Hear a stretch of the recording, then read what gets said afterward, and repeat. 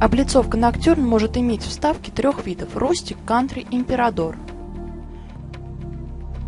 Перед сборкой облицовки внимательно изучите спецификацию и сборочный чертеж.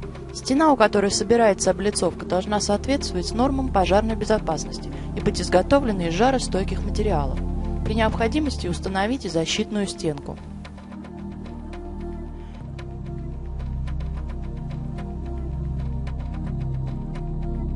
Убедитесь, что угол между полом и стеной, у которой будет собираться облицовка, составляет 90 градусов. По центру дымохода отметьте осевую линию, относительно которой будет собираться камин. От центральной линии в обе стороны отмерьте 725 мм и начертите параллельные линии. От центральной линии в обе стороны отмерьте 450 мм и начертите параллельные линии. От стены отмерьте 690 мм и начертите линию параллельно стене. Установите топку так, чтобы центральная линия проходила через ее середину. При помощи регулировочных болтов установите высоту от пола до нижней поверхности топки приблизительно равной 310 мм. Убедитесь, что топка установлена строго вертикально, в противном случае правильность сборки не гарантируется. А расстояние от стены до лицевого края топки в период монтажа составляло примерно 560 мм. При сборке детали облицовки фиксируются при помощи мастики и специальной армирующей ленты, пропитанной в разведенном гипсе. Гипс и лента входят в состав монтажного набора. Монтажный набор не входит в состав облицовки, он приобретается отдельно. При сборке следите за тем, чтобы излишки гипса и мастики не подтекали на лицевую часть облицовки. Установите детали номер 12, 14 и 11. Края деталей должны совпасть с отметкой на полу.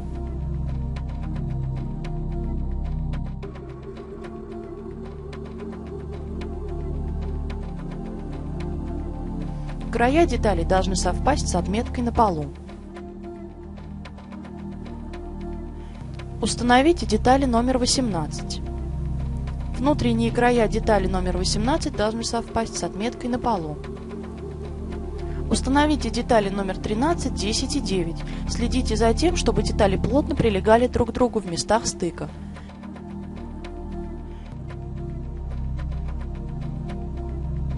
Внешние края детали номер 11, 13 и 10 должны касаться линий, начерченных параллельно стене.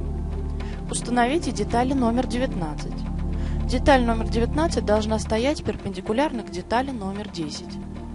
Убедитесь, что нижний ярус облицовки собран ровно, а все детали установлены на одном уровне, после чего проклейте все стыки деталей с полом и между собой армирующей лентой.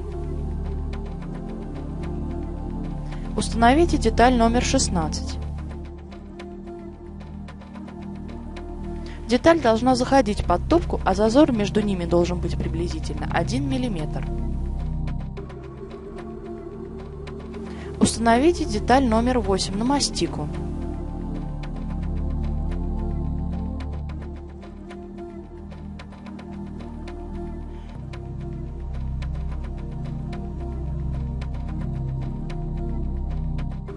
Деталь должна плотно прилегать к стене, а зазор между топкой и деталью номер 8 должен составлять приблизительно 3 мм. Установите детали номер 6, 15 и 7 без применения мастики. Детали должны плотно прилегать к стене и друг к другу. Внутренние края детали номер 6 должен совпасть с краем фаски детали номер 8, а зазор между деталью и топкой должен составлять приблизительно 3 мм.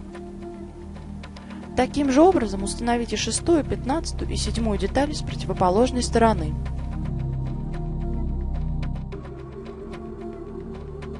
Убедитесь, что топка установлена за подлицо с деталями номер 6. При необходимости пододвиньте топку. Отметьте положение детали номер 6, 15 и 7 с внутренней стороны. Уберите детали номер 6, 15 и 7 и поставьте детали вокруг места сборки. Нанесите мастику на поверхность деталей номер 8 вдоль сделанных отметок.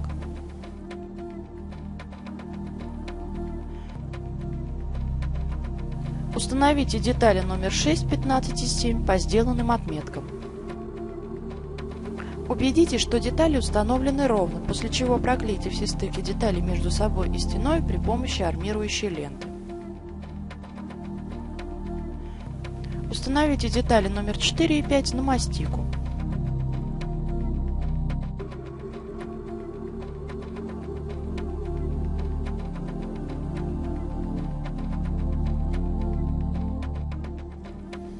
Детали должны плотно прилегать к стене и друг к другу.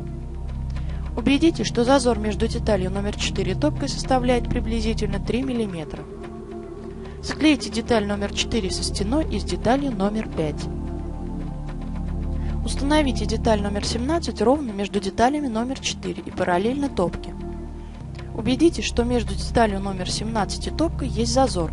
Не закрепляйте деталь номер 17 на гипс.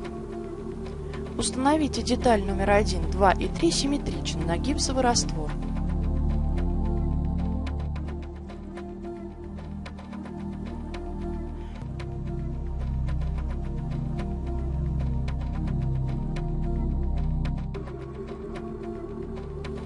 Скрепите детали номер 2 и 3 с деталью номер 1 при помощи уголков и гаек так, чтобы профили этих деталей совпадали в местах стыка. Склейте между собой вторую и четвертую детали, а также третью и четвертую детали. Рекомендуется проклеить малярным скотчем детали облицовки с двух сторон от каждого шва. Затрите швы затиркой, входящей в состав облицовки, предварительно разведя ее водой до удобной консистенции.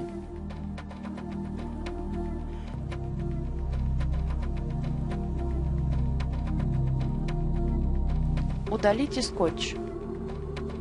Излишки протрите губкой.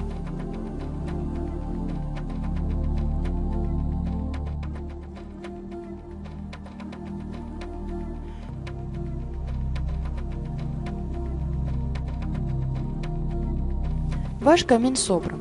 Производитель не несет ответственности за нарушение норм пожарной безопасности при сборке камина. Спасибо за покупку.